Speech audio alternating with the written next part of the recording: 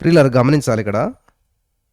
అపోస్తలుడైన పౌలు గారు కొరింథీయులకు రాసిన మొదటి పత్రిక 9వ అధ్యాయంలో ఏమంటున్నాడంటే, నేను స్వతంత్రుడను కానా, నేను అపోస్తలుడను కానా, మన ప్రభువైన యేసును నేను చూడలేదా. ఎక్కడ చూశాడు పౌలు గారు? ఎప్పుడు చూశాడు? యేసు ప్రభు వారు శిష్యుల్లాగా పౌలు గారు కూడా లేడు కదా, మరి ఎప్పుడు చూశాడు అంటే తన యొక్క ఆ దుర్మార్గం విస్తరించినప్పుడు పాపం పరిపక్వమై మరణానికి అంటదంట.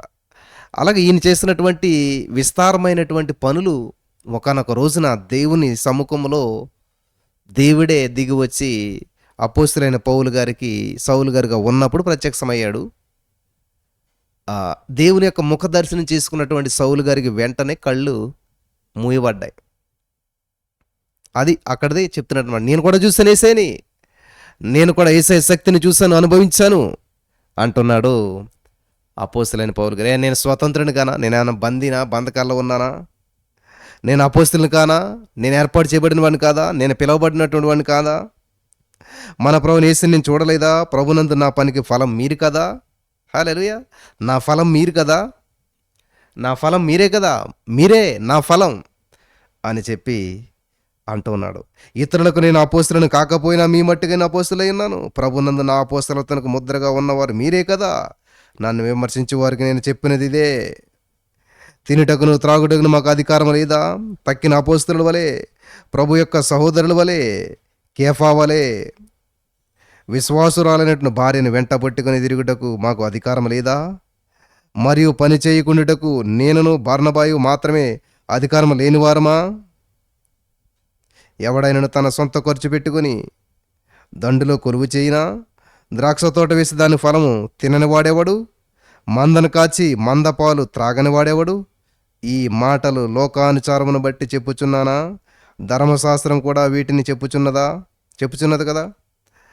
ఇక్కడ పౌలు గారిని ఎవరు ఏమన్నారో, నిన్ను దేవుడు ఏర్పాటు చేసుకోలేదు. చాలామంది ఈ రోజున ఇటువంటి మాటలు పలుకుతూ ఉంటుంటారు.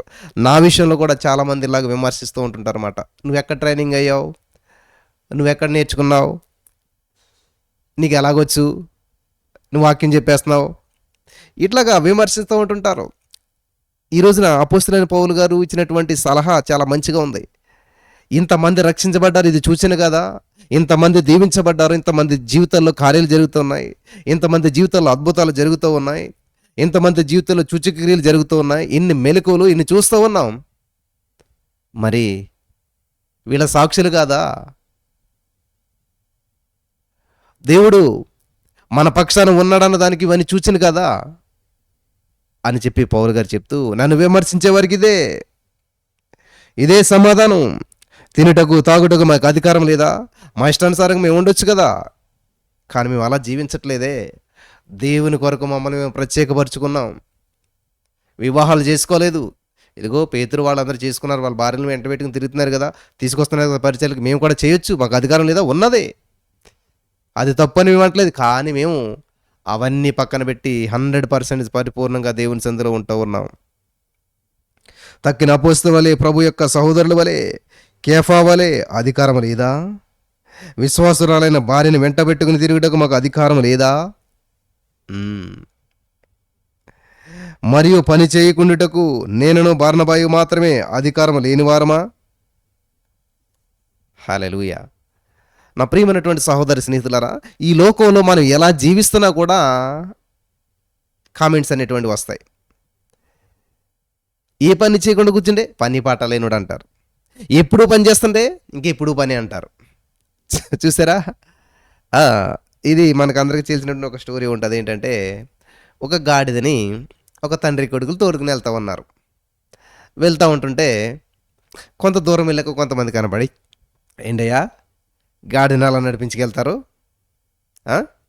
గాడిదేంటి మనల్ని మోసేది కదా, దాన్ని అలా ఖాళీగా నడిపించుకెళ్తున్నారంటే, సరే అని చెప్పి తండ్రి కుమారుని ఎక్కించి గాడిని తోలుకుని వెళ్తా ఉన్నాడంట. కొంత దూరం వెళ్ళక, బుద్ధి లేదా, వయసులో పెద్దోడని తండ్రిని నడిపిస్తాను, నువ్వు గాడి దిక్కుతావా అంటే, ఓ సరే ఇది మంచిది కాదులే అని చెప్పి కుమారుడు దిగి తండ్రిని గాడి దిక్కించి ఇద్దరు తోలుకుని వెళ్తా ఉన్నారంట. అయితే కొంత దూరం వెళ్ళక, బుద్ధి లేదా, ఎద్దులా ఉన్నావు, చిన్నపిల్లోడిని ఏమో నడిపిస్తే నువ్వు గాడి దిక్కుతావా అన్నాడంట. ఓహో, ఇలా కాదని చెప్పి ఇద్దరు కలిపి గాడి దిక్కారంట. ఎవరో ఎదురయ్యి బుద్ధి లేదా, ఇద్దరు కలిపి గాడిదెక్కుతారా, అది అసలు ఉంటుందా, మూగజీవిని అలా చేయొచ్చా అన్నారంట. ఓహో, ఇలా కూడా కాదని చెప్పి వాళ్ళిద్దరు కలిసి గాడిద కాళ్ళు చేతులు కట్టేసి ఇద్దరు కలిపి మోసుకుని వెళ్తా ఉన్నారంట. వెళ్ళిన తర్వాత కొంత దూరం వెళ్ళాక, అసలు మీరేం మనుషులు అసలేని, ఆ? గాడిద మనల్ని మోయాలి కానీ మనం గాడిదని మోయటం ఏంటి, ఇంత వింతగా ఉన్నారేంటని చెప్పి అనేసరికి వాళ్ళ కోపం వచ్చి ఆ గాడిదని కింద పడేసి ఆ, కర్రతో కొడితే చచ్చిపోయిందంట. ఈ రోజున ఈ మాటలు వింటున్న ప్రియమైనటువంటి సహోదరి స్నేహితులరా, మనుషుల మాటలు మన జీవిత గమ్యాన్ని చేరనివ్వవు. వింటున్నారా? మనుషుల యొక్క మాటలు మన యొక్క జీవిత గమ్యాన్ని చేరుకునేలాగా సహాయపడవు. మన యొక్క పరిస్థితులన్నిటిని కూడా తారుమారు చేస్తాయి. కాబట్టి నువ్వు తీసుకున్న నిర్ణయానికి కట్టుబడి దేవునికి అది అనుకూలంగా ఉందో లేదో చూసుకోవాలంతే తప్ప ప్రతి మనిషిని మెప్పించాలని ప్రతి మనిషి ఆలోచన తీసుకుని అలా చేసుకుంటూ వెళ్ళామంటే చివరికి గమ్యం చేరుకోం మనం. చివరికి గమ్యస్థానం చేరుకోలేం మనం. ఇది చాలా ప్రాముఖ్యమైనటువంటి విషయం అని చెప్పి ప్రభు పేరట మీ అందరికీ నేను తెలియజేస్తా ఉన్నాను. జాగ్రత్తగా వినాలి ప్రియులారా. వింటున్నారా? అనేక మంది అనేకమైనటువంటి ఆలోచనలు చెప్తారు, అనేకమైన సలహాలు ఇస్తారు, కానీ జాగ్రత్తగా ఉండాలి. కానీ చివరికి ఏది కూడా నెరవేర్చబడదు. దానివల్ల మనకు ప్రయోజనం ఉండదు. కాబట్టి ప్రభు పాద సన్నిధిలో కనిపెడుతూ ప్రభునామ మహిమార్థంగా మనం నడిపించబడుతూ ప్రభులో మనం వర్ధిల్లుతూ, దేవా ఇది నీ చిత్తానుసారంగా ఉన్నదా, ఇది నీకు అనుకూలంగా ఉన్నదా, ఇది నీకు మహిమార్థంగా ఉన్నదా అని ఎంక్వైరీ చేసుకుని దావీదు గారు ప్రతి యుద్ధానికి ఎంక్వైరీ చేసుకుని ప్రభా యుద్ధానికి వెళ్ళనా, వెళ్ళు, వద్దా, వద్దు. చూసారా? ప్రభా మరి నా భార్య పిల్లలు వాళ్ళంతా అమాలేకులు తీసుకుపోయారే, మరి వెళ్ళనా, దొరుకుతారా అంటే వెళ్ళు, నువ్వు ఖచ్చితంగా వాళ్ళని పట్టుకుంటావు అన్నాడు దేవుడు. కాబట్టి ఈరోజు నీ మాటలు వింటున్న ప్రియమైనటువంటి సహోదరి స్నేహితులారా, చాలా జాగ్రత్తగా వినాలని ప్రభు పేరట మనం చేస్తూ ఉన్నాను. హల్లెలూయా. దేవుని సన్నిధిలో మనమంతా కూడా వర్ధిల్లాలన్నది దేవుని యొక్క ఉద్దేశం. ఎలా వర్ధిల్లాలి? ఆత్మలో వర్ధిల్లాలి. నా ప్రియుడా, ఆత్మలో వర్ధిల్లుచున్న ప్రకారం అన్ని విషయాలు వర్ధిల్లాలి. ఎప్పుడైతే నువ్వు ఆత్మలో వర్ధిల్లుతావో, ఎప్పుడైతే నీ మైండ్ మెచ్యూరిటీ అయ్యిందో, ఎప్పుడైతే నీ ఆలోచన పెరిగిందో, ఆటోమేటిక్గా అన్ని విషయాల్లో కూడా నువ్వు అభివృద్ధి చెందుతూ ఉంటుంటావు. వింటున్నారా? ఎప్పుడైతే మన మనస్సు, మన ఆలోచించే విధానం పెరిగిందో మొత్తం అన్నీ కూడా విషయాలు మారిపోతాయి. ఇప్పుడు ప్రవర్తన మారిపోతుంది, పరిస్థితులు మారిపోతాయి, పద్ధతులు మారిపోతాయి. హల్లెలూయా. కాబట్టి మనం మొట్టమొదట మనిషి యొక్క మార్పు ఎక్కడ సంభవిస్తుందంట? మనసులో. మనసు మారి నూతన మగుట వలన అని ఉంటుంది బైబిల్లో. సో మన అన్నిటికంటే స్వాతంత్రం కలదు అని చెప్పి అన్నిటిని చేయదగినవి కాదు అంటాడు పౌలు గారే. కొన్ని నియమాలు నిబంధనలు ఉంటాయి. ఇప్పుడు రోడ్డు మీద వెళ్తున్నా మనం, ఎవరు లేరని చెప్పి రైట్ సైడ్ అలా తిరిగితే ప్రజెంట్ ఎవరు లేకపోవచ్చు, సడన్గా ఎవరైనా వస్తే యాక్సిడెంట్ అవుతుంది. కాబట్టి నువ్వు రూల్స్ని పాటిస్తూ ఎవరున్నా లేకపోయినా లెఫ్ట్ సైడే మంచిగా వెళ్తుంటే 90% తప్పించుకోవచ్చు. అంటే లెఫ్ట్ సైడ్ వెళ్ళినా కూడా గుద్దిన వాళ్ళు చాలామంది ఉంటారు, రాంగ్ రూట్లో యాక్సిడెంట్లు చాలా ఉంటుంటాయి. నువ్వు రైట్ రూట్లో వెళ్ళినా కూడా రాంగ్ రూట్లో వచ్చి యాక్సిడెంట్ చేసే వాళ్ళు చాలామంది ఉంటారు, చనిపోయిన వాళ్ళు కూడా చాలామంది ఉన్నారు. ఈరోజు నీ మాటలు వింటున్న ప్రియమైనటువంటి సహోదరి స్నేహితులారా, ఈ యొక్క క్రైస్తవ జీవితం అనేటువంటిది చాలామందికి ఎట్లా ఉన్నదంటే ఒక ఆచారం అన్నమాట. లేసామా, బ్రష్ చేసాము అంటే భోజనం చేసే ముందు బ్రష్ చేయాలి ఖచ్చితంగాను, అంతే. స్నానం చేయాలి ఖచ్చితంగా. అట్లాగా ఇది చేయకపోతే ఇలాగ అవుతుందన్న ఉద్దేశంతో అట్లా ఒక సిస్టమేటిక్గా పెట్టుకుంటున్నారు. ఎస్, సిస్టమ్ ఉండాలి, మంచిదే, క్రమశిక్షణ ఉండాలి.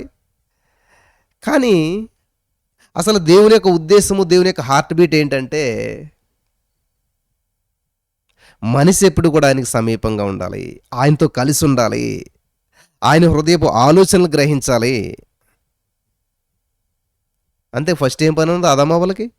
రోజు చల్లటి పూట వచ్చేవాడు ఆయన అలాగా చక్కగా కూర్చునేవాడు పార్కులోను, ఏదైనా తోటలో. ఆదామవ్వలు వచ్చేవారు, ముచ్చట్లు పెట్టుకునేవారు, మాట్లాడుకునేవారు, అంతే. ఏదీ లేదు సమస్య. నీవు యేసయ్యతో కనెక్ట్ అయ్యి ఉన్నంత సేపు ఏ సమస్య ఉండదు. నువ్వు యేసయ్యకి సమీపంగా ఉన్నంత సేపు ఏ సమస్య ఉండదు. ఎప్పుడొస్తదంటే నువ్వు యేసయ్య కలిసి మంచిగా ముందుకెళ్ళిపోతున్నప్పుడు సడన్‌గా వస్తాడు ఒకడు సైతానుగాడు. వాడు నిన్ను డీవియేట్ చేస్తాడనమాట. ఎప్పుడైతే మూడో వ్యక్తి మాటలు నువ్వు విన్నావో, నువ్వు మంచిగా దేవుని సన్నిధిలో మంచిగా వెళ్ళిపోతుంటావు, మంచిగా ప్రార్థన చేసుకుంటావు, మంచిగా ఆరాధన చేసుకుంటావు, మంచిగా ముందుకెళ్ళిపోతుంటే సడన్‌గా ఎవరో వచ్చి చెప్తారు. అంతే. ఆత్మీయత అంతా కూడా దిగజారిపోతది. ఇంతలా ప్రార్థన చేయలేంటి? ఇంతలా ఉండాలేంటి? ఒక్క వారం వెళ్ళకపోతే చర్చికి ఏమవుతదేంటి? అంటారు. దేవుడు అంత పగబట్టేస్తాడా? దేవుడు ఏమన్నా అన్యాయం చేసేస్తాడా? అని చెప్పి. నా ప్రియమైనటువంటి సహోదరి స్నేహితులారా, జాగ్రత్తగా గమనించాలి. దేవుని వాక్యపు వెలుగులో నువ్వు ఒక డెసిషన్ తీసుకోవాలి, ఒక నిర్ణయాన్ని తీసుకోవాలి. నిసాగెద యేసు నీతో. ఎప్పుడు? నా పెళ్ళయ్యే వరకు. చాలామందిదే. నా ఉద్యోగం వచ్చే వరకు, నా రోగం పోయే వరకు, నా అప్పు తీరే వరకు. తర్వాత లోకంలో సాగుతారు. తర్వాత ఎంజాయ్మెంట్. తర్వాత మళ్ళీ వస్తారు వీళ్ళు. ఎప్పుడంటే మళ్ళీ సమస్య, మళ్ళీ ఇబ్బంది వచ్చాక ఎక్కడ సాల్వ్ అవ్వదు కదా. సంతోషమెచ్చట ఉందని, సమాధానమెచ్చట నాకు దొరికేనని, జగమంతా వెతికాను, జనులందరిని అడిగాను, యేసయ్యా చివరికది నీలోనే. మళ్ళీ చివరికి అన్ని ప్రయత్నాలు అయ్యాక ఆఖరి ప్రయత్నంగా దేవుని దగ్గరకు వస్తారు. మన దేవుడు దీర్ఘశాంతం కలిగిన వాడు, ప్రేమ కలిగిన వాడు, గొప్పవాడు, అత్యున్నతమైనటువంటి వాడు కాబట్టి ఎంత తప్పు చేసినా, ఎన్ని తప్పులు చేసినా, దేవుడిచ్చినటువంటి అభిషేకాన్ని కోల్పోయినా మళ్ళీ ఆయన అవకాశం ఇస్తూ ఉంటుంటాడు. సంసోన్ పుట్టక ముందే దేవుడు అభిషేకించాడే. అసలు పుట్టాక నీ తల వెంట్రుకలు కత్తిరించొద్దని దేవుడు చెప్పాడు కదా. అంత నియమ నిబంధన పక్కన పెట్టేసేసి ఇష్టానుసారంగా వెళ్ళిపోయాడు ఆయన. కానీ దేవుడు విడిచిపెట్టలేదు. ఏమో ఎప్పుడైనా మారతాడు కదా అని. ఎంత చేసినా కూడా దేవుడు విడిచిపెట్టలేదు. ఒక సీక్రెట్ ఉంది. నీ యొక్క బలము నీ తలలో ఉంది. ఇది చెప్పొద్దు బయటికి. నీ యొక్క తల వెంట్రుకలు గీసినట్లయితే నీ బలం పోతుంది. ఇది నిబంధన. ఈ నిబంధనకి కట్టుబడి ఉన్నంత కాలం సంసోన్ ఎవరేం చేయలేకపోయారు. ఈ నిబంధనకు కట్టుబడి ఉన్నంతకాలం సంసోను వ్యభిచారం చేసినా, పాపం చేసినా, తప్పు చేసినా, ఏం చేసినా కూడా ఆయన బలము పోలేదు, దేవుడిచ్చిన అభిషేకం పోలేదు. ఎప్పుడు దేవుని యొక్క అభిషేకం కోల్పోయాడు అని అంటే ఆయన నిబంధన మీరాడు, నిబంధనను ఇంకా తప్పిపోయాడు. ఏమిటా నిబంధన? దేవుడితో చేసుకున్న నిబంధన. నీకు ఏ పరిణామ పరిస్థితి వచ్చినా సరే నీ తలలో ఉన్నటువంటి పవర్ గురించి చెప్పొద్దు. నీ తల మీద మంగళగత్తి వేస్తే నీ యొక్క ఎనర్జీ అంతా పోతుంది. ఇది నువ్వు చెప్పొద్దు అని దేవుడు చెప్పాడు. కానీ ఏం చేశాడు? చెప్పేశాడు. దాటేసింది లెవెల్. ఆ యొక్క నిబంధన క్రాస్ అయిపోయాడు, ఆయన తప్పిపోయాడు. ఆయన ఇక్కడ గమనించవలసింది ఏంటంటే తప్పిపోయాడు, తప్పు చేశాడు, విషయం గ్రహించాడు, దేవునికి దూరం అయిపోయాడు. అప్పుడు మళ్ళా తప్పిదాన్ని తెలుసుకున్నాడు. అయ్యో నేను చేసిన తప్పే, నిబంధన మీరిపోయానే, నా పరిస్థితి ఇలా రావటానికి కారణం, నన్ను దేవుడు ఎంత క్షమించాడు. వ్యభిచారం చేసినా, తప్పు చేసినా, తప్పిపోయిన క్షమించాడే. ఇప్పుడు బుద్ధి తెచ్చుకున్నాడు. ఏం చేశాడంటే, ప్రభువా నన్ను జ్ఞాపకం చేసుకో. అంతే, చిన్న ప్రార్థన చేశాడు, వెంటనే జ్ఞాపకం చేసుకున్నాడు దేవుడు. ఈరోజు నీ మాటలు వింటున్నా ప్రియులారా, మనం తప్పులు చేయడానికి దేవుడు లైసెన్స్ ఇవ్వట్లేదు. కానీ ఎంత ఘోర పాపినైనా, ఎన్ని తప్పిదాలు చేసినా కూడా నీవు ఆయన దగ్గరకు వచ్చి ఎప్పుడైతే దేవా నన్ను క్షమించు, నన్ను జ్ఞాపకం చేసుకో, నా యొక్క అతిక్రమలు తుడిచివేసినందుకు వందనాలు అని చెప్పి దేవుని ఎదుట నువ్వు నిస్వార్థంగా, నిస్సందేహంగా, నీతిగా అడిగినప్పుడు దేవుడు నిన్ను క్షమిస్తాడు, మళ్ళీ స్వీకరిస్తాడు. నన్ను జ్ఞాపకం చేసుకో అంటే అసలు మర్చిపోతే కదా జ్ఞాపకం చేసుకోవడానికి. ఇప్పుడు సంసోని జ్ఞాపం చేసుకున్నాడు దేవుణ్ణి. ఇప్పుడు సంసోని జ్ఞాపం చేసుకున్నాడు దేవుని నిబంధనని. అంతేగాని దేవుడు జ్ఞాపం చేసుకోవడం ఏంటి? దేవుడు మర్చిపోతాడా?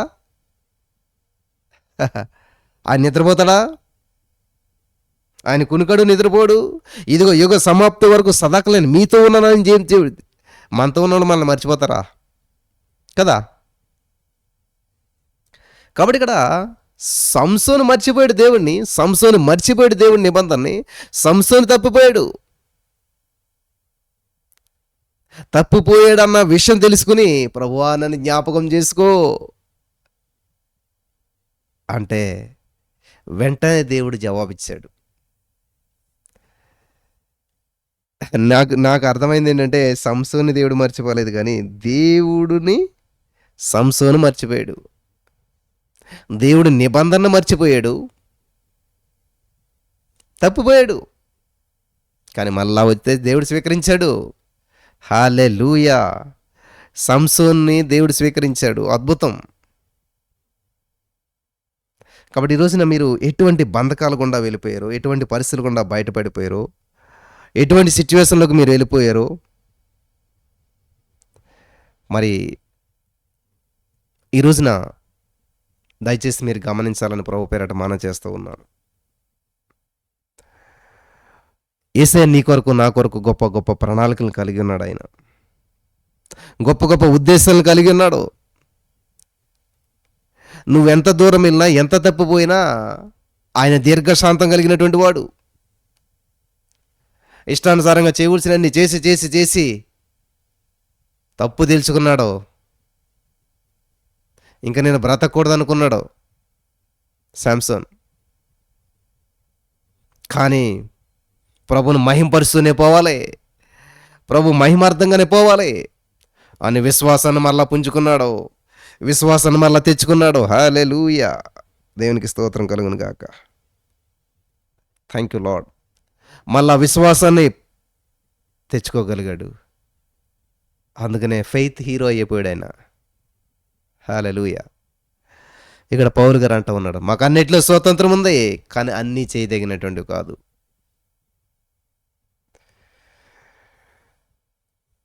ఈ మాట లోకాచారం బట్టి నేను చెప్పుతున్నా, ధర్మశాస్త్రం కూడా వీటిని చెప్పుచున్నది కదా. కళ్ళము త్రొక్కుచున్న ఎద్దు మూతికి చిక్కం పెట్టవద్దు. కళ్ళం తొక్కుచున్నటువంటి ఎద్దు మూతికంట చిక్కం పెట్టవద్దు. ఈ రోజున ప్రియులారు గమనించాలి. అంటే అర్థం ఏంటంటే, దేవుని వాక్యం చెప్తున్నటువంటి వ్యక్తి మరి ఆ సంఘం ద్వారా వచ్చేటువంటి పంటను అనుభవించడానికి ఆయన అర్హుడు అని అర్థం అనమాట.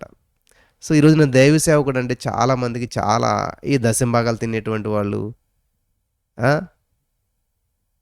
ఇది మాత్రమే చూస్తూ ఉంటుంటారు. కానీ మరి వాళ్ళ వెనకాల ప్రయాస కానీ, వాళ్ళు చేసే ప్రార్థనలు కానీ చాలా ఉంటుంది. ఇంకాను ఒక మహావృక్షం చాలా విస్తారమైన ఫలాలు వేసిందంటే వావ్ అంటారు. అందుకని దాని ఏళ్ళు ఎంత లోతున్నాయో, ఆ చెట్టు ఎంత బలహీన పరిస్థితుల్లో మరి ఎంత బలపరచబడ్డాదో, ఆ చెట్టుకు ఎదురైనటువంటి గాలి వానలు, తుఫాన్లు, ఎండ దెబ్బలు తట్టుకుని ఎలా నిలబడ్డాదో, ఎన్ని రోగాలు, ఎన్ని సమస్యల నుంచి అది బయటపడ్డదో, ఇదేం మనకు పట్టింపు ఉండదు. దాని కాండం ఎంతలా ఉందో చూడడం, దాని వేరు ఎంత లోతుందో చూడడం. వావ్! విస్తారమైన ఫలాలు మాత్రమే చూస్తాం. ఈ రోజున ప్రపంచం మొత్తం ఇదే చూస్తుంది ప్రియులారా. ఈ రోజున ప్రపంచం మొత్తం నీలో, నాలో, అందరిలో చూసేది ఫలితాలు మాత్రమే, ఫలింపు మాత్రమే. ఏ చెట్టు అయినా రాత్రి నాటి పొద్దునకి ఫలించడం మీరు చూసారా? బైబిల్ కూడా అందులో కాదులేండి. అహరోను కర్ర నైట్కి నైట్ చిగురించి పూత పూసి, పువ్వులు పూసి, కాయలు కాసి, పండ్లు అయిపోయినాయి అంట. దేవునికి స్తోత్రం కలుగును గాక. దేవుడు చేయగలుగుతాడు ఏదైనాను. కానీ ఈ లోకంలో మీరు ఏదైనా చెట్టు నాటి అది ఏమన్నా వెంటనే ఫలాలు ఫలించినట్టు ఉన్నదా? ఇంపాసిబుల్. ఒక ప్రాసెస్ ఉంటుంది. అలాగే ఈరోజు మీరు సక్సెస్ అవ్వాలనుకుంటున్నారా, సాధించాలనుకుంటున్నారా? చాలా సంతోషం. కానీ కొంచెం ఓపిక పట్టండి, ఒక ప్రాసెస్ గుండా వెళ్ళండి. దేవుని నామాన్ని మహింపరచండి, దేవుని నామాన్ని గణపరచండి. దేవునికి దగ్గరగా జీవించండి. హల్లెలూయా. దేవునికి స్తోత్రం కలుగును గాక. దేవుని గనపరచండి. ఇవ్వండి దేవునికి. దేవుని దగ్గర నుంచి పొందుకోవటం మాత్రమే కాదు. ఎప్పుడు మీ ఫ్రెండ్స్ మీకే బిర్యానీ ఇప్పిస్తున్నారనుకోండి, మీరు ఎప్పుడు ఇప్పించలేకపోతే ఎలా ఉంటుంది? ఆ, ఇచ్చి పుచ్చుకుంటేనే ఉంటుంది ఆనందం అనేటువంటిది. అలాగే దేవుడికి మనం ఇవ్వాల్సింది ఏమన్నా ఉన్నదంట? స్తుతి ఆరాధన ఇవ్వాలంట. స్తుతి ఆరాధన పై పైకి వెళుతుంది, ఆశీర్వాదం క్రిందకు వస్తుంది. ఎంత బాగుంది పాట, సండే స్కూల్లో పాడతారు కదా. స్తుతి ఆరాధన పై పైకి వెళ్తుందంట, ప్రభు సన్నిధికి వెళ్తుందంట. కాబట్టి దేవుడు నీ నుంచి నా నుంచి ఆశించేది, ఎక్స్పెక్ట్ చేసేది ఏంటంట? స్తుతి ఆరాధన. హల్లెలూయా. స్తుతి ఆరాధన. స్తుతిస్తున్నాం, మనం స్తుతించాలి. Thank you lord. కాబట్టి దేవునికి మనం ఇచ్చేది హల్లెలూయా, స్తుతి మహిమ ఎల్లప్పుడు దేవునికి ఇచ్చేదము. ఇస్తున్నారా? ఎల్లప్పుడు హల్లెలూయా, స్తుతి మహిమ ఎల్లప్పుడు దేవునికి ఇచ్చేదము. ఇది కాదు, ప్రభా ఇదేవా, ఉద్యోగం ఇదేవా, ప్రమోషన్ ఇదేవా, ట్రాన్స్ఫర్ ఇదేవా, వీసా ఇదేవా. ఉంటుంది లిస్ట్. ఇంత కిరాణా షాప్కి వెళ్ళినట్టుగా పెద్ద లిస్ట్ ఉంటుంది మనకి. దేవుని దగ్గర నుంచి ఏమి ఇచ్చుకోవాలి. మన దగ్గర ఏ లిస్ట్ ఉండదు. అంటారు కదా, పొట్ట చెప్తే అక్షరం ముక్కలేదని. నోరు తెరిస్తే 2 స్తుతులు రావు. నోరు తెరిస్తే పాట రాదు, నోరు తెరిస్తే దేవుని వాక్యం రాదు. ఎక్కడ వస్తుంది? లేదు కదా లోపల. హృదయం నిండిన దాన్ని బట్టి నోరు మాట్లాడుతుంది. హృదయం నింపబడ్డది. హృదయం అంతా కూడా అదిగో వాళ్ళకి ఉద్యోగం వచ్చిన దగ్గర రాలేదు, వాళ్ళు బాగున్నారు, మేము బాగోలేదు, మా బ్రతికింతే, మా జీవితం ఇంతే. ఇది నింపబడింది హృదయం అంతాను. ఇటువంటి వాటి చేత నింపబడిన హృదయం నుంచి స్తుతి ఎక్కడొస్తుంది?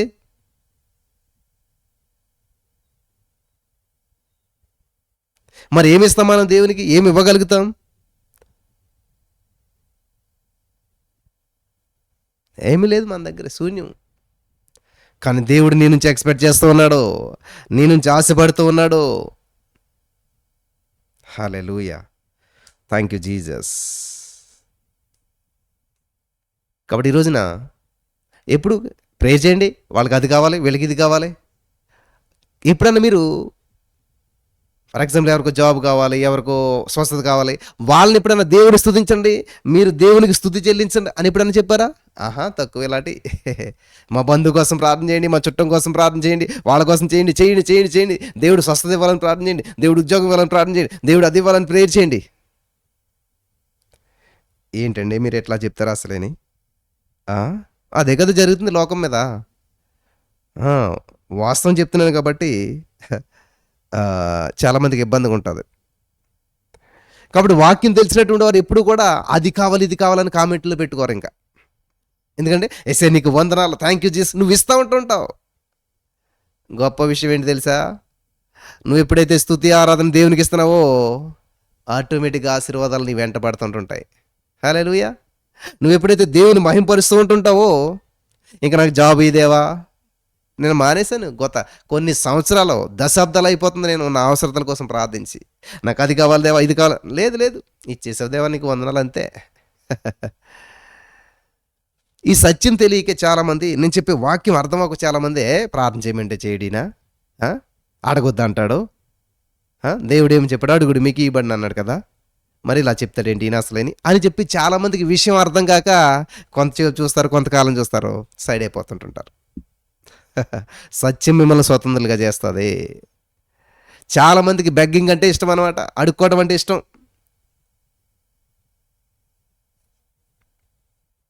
ఈరోజు నీ సత్యం తెలిసినట్లయితే నా ప్రియమైనటువంటి సహోదర స్నేహితులారా, దేవుని దగ్గర నుంచి పొందుకోవడం మాత్రమే కాదు, దేవునికి ఇవ్వటం నేర్చుకుంటాను. ఏమంటున్నాడంటే ఈయన కానుకలు అడుగుతున్నాడేమో. నేను కానుకల గురించి చెప్పట్లేదు. ఇవ్వటం అంటే దేవునికి నీ మనసునివ్వి, నీ ద్వారా స్తుతినివ్వి, దేవుని గనపరచు. ఉద్యోగం వచ్చాక గనపరచడం అది కాదు, ఎవడైనా చేస్తాడు లోకంలోను. అన్యుడు కూడా ఉద్యోగం వచ్చాక ఏం చేస్తాడు తెలుసా? పార్టీ ఇస్తాడు. దేవుడు అంటే తెలియని వ్యక్తి కూడా పార్టీలు ఇస్తాడు. దేవుడు ఇచ్చాడు జాబ్ అని చెప్తుంటాడు మాటకి, అది కాదు. హల్లెలూయా స్తుతి మహిమ ఎల్లప్పుడు దేవునికి ఇచ్చేదము. ఆ! హల్లెలూయా. ఇది పాడండి. ఇది పలకండి. ఇది చేయండి. హుహు. లేదు బ్రదర్, నాకు జాబ్ కావాలి బ్రదర్, పే చేయండి బ్రదర్, చాలా నీడ్ బ్రదర్, అసలు ఈ జాబ్ లేకపోతే నా జీవితం లేదు బ్రదర్. ఆ! నాకు వెనక ముందు ఎవరు లేరు బ్రదర్, ఎన్నో సంవత్సరాలు ప్రయత్నం చేశాను బ్రదర్, రావట్లేదు బ్రదర్, ఈ సంబంధం వచ్చింది బ్రదర్, ఎలాగైనా సెట్ అయిపోవాలి బ్రదర్, ఈ సంబంధం సెట్ అయిపోతే ఇంకా నాకు లేదు బ్రదర్. వామ్మో! అసలు మరి ఏ మాత్రం దేవుని మీద ఆధారపడ్డారా అనేటువంటిది నాకు ఆలోచన అసలే నాకు చాలా సంబంధాలు వస్తూ ఉండేటువంటివి. అంటే వచ్చే కానీ తక్కువే చూశాను నేను. పాస్టర్లు పాస్టర్లు వచ్చారు వాళ్ళ పిల్లల్ని ఇవ్వటానికి, మ్యారేజ్ చేయటానికి. వస్తే ఏం జాబ్ చేస్తాడు ఈయన అంటే ఆ, ఒక తండ్రిగా అలా ఆలోచించడం తప్పు కాదులేండి, నేను చెప్తున్నాను. నా యొక్క విజన్, నా యొక్క దర్శనం కానీ, నా యొక్క ఆలోచన కానీ ఎవరికి కూడా అర్థం కాలేదు. ఎలా ఉంటాడు, ఎలా పెంచుతాడు, ఏమున్నది ఏంటి. పిల్లలు గమనించాలి, దేవుని యొక్క కృపలో ఉన్నామా లేదా, దేవుని సన్నిధి మన మీద ఉన్నదా లేదా, ఇది ఎవరు చెక్ చేసుకోవట్లేదు అసలే. ఈరోజు నీవు కూడా అంతే. ఈ జాబ్ లేకపోతే నా జీవితం లేదు. మరి ఇంక దేవుని నమ్ముకోవటం ఎందుకు, జాబ్ నమ్ముకుంటేను. అంటే జాబే జీవితం అనుకున్నారు చాలామంది. ఆ, ఈ వ్యక్తితోటి నా వివాహం జరగాలి, లేకపోతే ఇంకా నాకు జీవితం లేదు. ఏందది, ఇంకేం నమ్ముకున్నాడు దేవుణ్ణి. మళ్ళీ దేవుడి దగ్గర వచ్చి ప్రార్థన చేయమంటాం ఎందుకు. యేసయ్యా నీవే నా ఆధారం, నీవే నాకు చాలును యేసు, పాట పాడతాం. కానీ అది జీవితంలో అప్లై చేసుకో మనం. నిజంగా యేసయ్య నీకు చాలు అన్నప్పుడు ఏదేమైనా సరే, నేను అనివ్వండి, దేవునికి ఇష్టం లేనటువంటి వారు, దేవుని మహింపరచినటువంటి వారు నగదాసులని అని నేను రిజెక్ట్ చేసేటువంటి చాలా విషయాల్లో. ఎంత పొగరో అనుకునేవారు. నో, దేవునికి ఇష్టం లేని, దేవుని చిత్తం లేనటువంటిది దీనికి పెద్ద మీరు కనిపెట్టేవలసిన అవసరం లేదు. కనిపెట్టేవలసిన పెద్ద ఉపవాసాలు నుండి ప్రార్థన చేయవలసింది ఏమీ లేదు. వచ్చారు, పెళ్లి సంబంధం అంతా సెట్ అయింది, అంతా క్రిస్టియన్స్ చర్చికి వెళ్తారు, బాగా పాటలు పాడతారు, ప్రసంగాలు చెప్తారు. కానీ కట్నం ఎంత అడిగారు తెలుసా, చాలా అడిగారు. లేదన్నా సరే మాకు అంత ఇస్తేనే చేసుకుంటానన్నారు. మరి అది దేవుని చిత్తం అంటారా. అయిపోయింది, ఇంక అక్కడ ఇంక ఛాన్స్ లేదు. వాళ్ళు ఎంత ఒకరికొకరు నచ్చేసి ఎన్ని చేసినా కానీ అది దేవుని చిత్తం కాదు. అంతే. నేను అలాగే డిక్లేర్ చేసి చాలా మ్యాచెస్ వదిలేసాను నేను. హల్లెలూయా, దేవునికి స్తోత్రం కలుగును గాక. యెహోవా ఉత్తమమైన దాన్ని గ్రహిస్తాడు. నువ్వు వెయిట్ చేసినట్లయితేని, నువ్వు ఆశపడినట్లయితేని, నువ్వు దేవుని కొరకు జీవించినట్లయితేని, హల్లెలూయా, అవసరం లేదు నువ్వు పెళ్లి కోసం ప్రార్థన చేయవలసిన అవసరం లేదు, నువ్వు ఉద్యోగం కోసం ప్రార్థన చేయవలసిన అవసరం లేదు, నీ జీవితంలో ఏది కావాలో దానికోసం అడగవలసిన అవసరం లేదు, 10 మందికి చెప్పవలసిన అవసరం లేదు, ప్రార్థన చేయండి అని అడుక్కోవాల్సిన అవసరం లేదు. ఈ వాక్యం కరెక్ట్గా వింటేను. మొదట నా రాజ్యాన్ని, నీతిని వెతకమని చెప్తున్నాడు దేవుడు. వెతకండి. నేను అదే చేశాను. ఇక సంబంధాలు వద్దు, ఇది వద్దు, అసలు గందరగోళంగా ఉంది అంతా కూడా. మానేశాను, నేను చూడటం మానేశాను. థ్యాంక్ యూ జీసస్ అని చెప్పి దేవుని సందులో ముందుకెళ్ళిపోతూ బైబిల్ చదువుకుంటూ ప్రార్థన చేసుకుంటూ దేవుణ్ణే వెంబడించడం మొదలుపెట్టాను. ఇంకా హృదయం అంతా దేవునికి అర్పించేశాను. ఏ టైంకి ఏం జరగాలి, జరిగితే జరిగితే లేపలేదని చెప్పి. నువ్వెప్పుడైతే అటువంటి హృదయంతో దేవుని దగ్గరికి వచ్చావో, తన నామను బట్టి చూపిన ప్రేమను మర్చులకు అన్యాసిన దేవుడు కాదు. నువ్వు దేవుని వెంబడిస్తా కూర్చుంటుంటే ఆయన వదిలేస్తాడా నిన్ను. నీకు ఏ సమయానికి ఏది కావాలో నువ్వు అడుగు, ఊహించి వాటికంటే ఆయన గొప్ప కార్యాలు చేస్తాడు. హల్లెలూయా, దేవునికి స్తోత్రం కలుగును గాక. నువ్వు అడుగు, ఊహించి వాటికంటే గొప్ప కార్యాలు చేస్తాడు. నువ్వు అడుగావనుకో అదే పొందుకుంటావు. నేను చాలామందిని ఏదన్నా పని చేశారనుకోండి, ఎంత అని అడుగుతాను అనమాట. వాళ్ళు ఏం చేస్తారంటే ఇంత ఇవ్వాలి, ఇంత కావాలని అడుగుతారనమాట. అదేంటి అంత అంటే మాకు ఇంతే అని అడుగుతారు. అంతే ఇంకా ఇప్పటికి. కొంతమంది ఏం చేస్తారంటే లేదు రే బ్రదర్, ఇది దేవుని పని కదా అని చెప్పి. రీసెంట్గా ఒక బ్రదర్ నాకు టెక్నికల్గా చాలా హెల్ప్ చేశారు. చేసి ఏమొద్దు అని ఫ్రీ అని వెళ్ళిపోతుంది. నో, ఊహించని రీతిగా బ్లెస్ చేయటం జరిగింది in the name of Jesus. Hallelujah. నా జీవితంలో నేను చాలా విషయాలు ఇలా చేశాను. అడిగిన వారికి అంతే. నువ్వు ఏది అడుగుతావు అదే అంతే. కానీ నువ్వు అడగలేనట్లయితే నువ్వు ఊహించు దానికంటే గొప్ప కార్యాలు దేవుడు చేస్తాడు. ఈ సత్యం తెలుసుకున్న వారి యొక్క ఆలోచన విధానం మొత్తం మారిపోతుంది. ఇంకేం చేస్తారు తెలుసా? నాకు పెళ్ళి ఎప్పుడు అవుతుందో, అందరికి పెళ్ళి అయిపోతుంది, పెళ్లి కోసం ప్రేయర్ చేయండి, ఈ బాధ ఉండదు. అందరికి ఉద్యోగాలు వచ్చేసి నాకు రావట్లేదు, ప్రేయర్ చేయండి, ఈ బాధ ఉండదు. నీతిమంతులు సింహం వాళ్ళే ధైర్యంగా ఉంటారు. కాబట్టి నువ్వు నీతిమంతుడువా? ఎస్, ఏసీ నేను ఉచితంగా నీతిమంతుడిగా చేశాడు. ఆ సత్యం నువ్వు గ్రహిస్తే నువ్వు నీతిమంతుడు అని తెలిసినట్లయితే, in the name of Jesus I'm believing, I'm receiving, thank you lord, నాకు ఏది ఎప్పుడు కావాలో సమస్తం నీకు తెలుసు, అది సమకూర్చావు, నువ్వు చేసావు, నువ్వు ఇచ్చింది నేను తీసుకుంటున్నాను, in the name of Jesus thank you lord అని చెప్పి దేవుని స్తుతిస్తూ, దేవుని మహింపరుస్తూ, దేవుని కనపరుస్తూ దేవుని పనిలో ముందుకెళ్ళిపోతుంటావు. మొదట నా రాజ్యం నీతిని వెతకండి. స్వార్థపరుడా దేవుడు? అదేంటిరా బాబు, పెళ్లి చేసుకోవటం మానేసిన రాజ్యం నీతి అంటున్నాడు. పెళ్లి వయసు అయిపోయింది, ఉద్యోగం వయసు అయిపోయింది, ఇవన్నీ అయిపోతున్నాయి, నా రాజ్యం నీతి వెతికంటాడేంటి? అక్కడే ఉంది. అప్పుడు అవన్నీ నీకు అనుగ్రహించబడతాయి. ఉద్యోగం, భార్య, పిల్లలు, ఎవ్రీథింగ్ ఇచ్చాడు నాకు యేసయ్య. నా యేసయ్య నాకు ఇచ్చాడు. అన్నీ పక్కన పెట్టి యేసయ్య యేసయ్య అంట దేవుని సందులో వర్ధిల్లుతూ ఉన్నప్పుడు ఆర్ఎస్ఎస్ రూమ్లో ఉండేవాడు నేను. ఒక్కటి కూడా అనుకూల పరిస్థితి ఉండేది కాదు, ప్రతికూల పరిస్థితుల్లో ఉండేటువంటి వాడిని. కానీ యేసయ్యనే వెంబడిస్తూ ఉండేటువంటి వాడిని.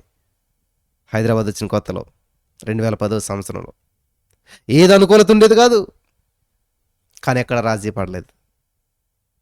హల్లెలూయా. దేవుని కొరకు జీవించినట్లయితే ఆయన సిగ్గుపడనీయుడు. హల్లెలూయా.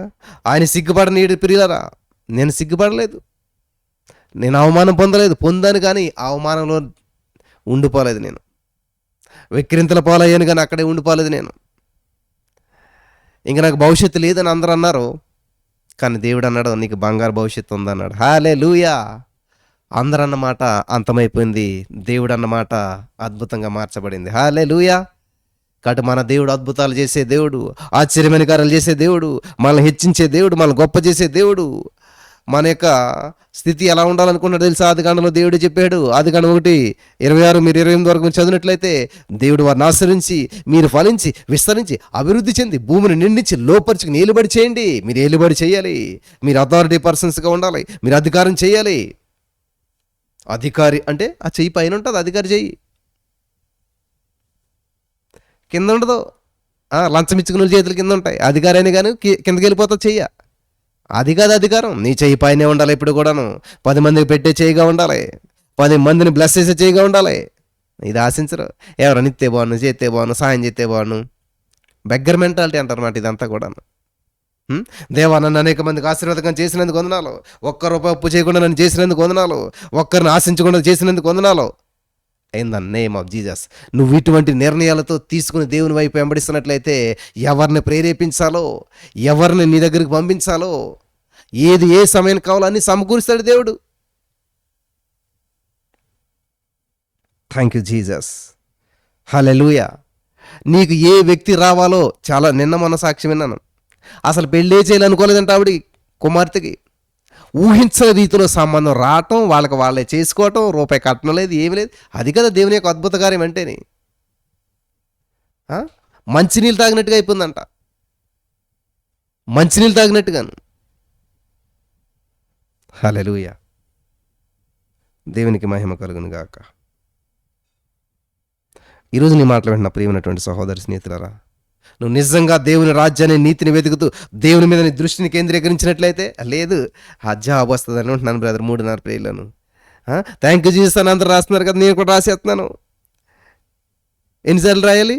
ఇప్పుడు 10,000 సార్లు రాశాను, కానీ ఏ మార్పు కనిపించలేదు. ఇంకెన్నిసార్లు రాయాలి? ఇంకెన్నిసార్లు రాసిన అంతే, ఏముండదు. ఎందుకంటే మన కాన్సెప్ట్ ఏంటి? ఇన్నిసార్లు రాస్తే అది వచ్చేస్తుంది. ఇది కాన్సెప్ట్లో ఉన్నాం. దేవుని మనసు అర్థం చేసుకోవట్లేదు, దేవుని యొక్క హృదయం అర్థం చేసుకోవట్లేదు, దేవునికి దగ్గర అవ్వట్లేదు. బిజినెస్ డీల్ అనమాట. చూడండి, ఈ గోడ కడితే ఇంత కాంట్రాక్ట్ ఉంటుంది కదా, ఈ గోడ కడితే ఇంత, ఇల్లు బాగు చేస్తే ఎంత, ఇంటికి పెయింట్ అయితే ఇంత. చూసారా డీల్స్? ఎంతమందికి భోజనం చేయాలి ఎంత, చూసారా వాటిలో డీల్స్.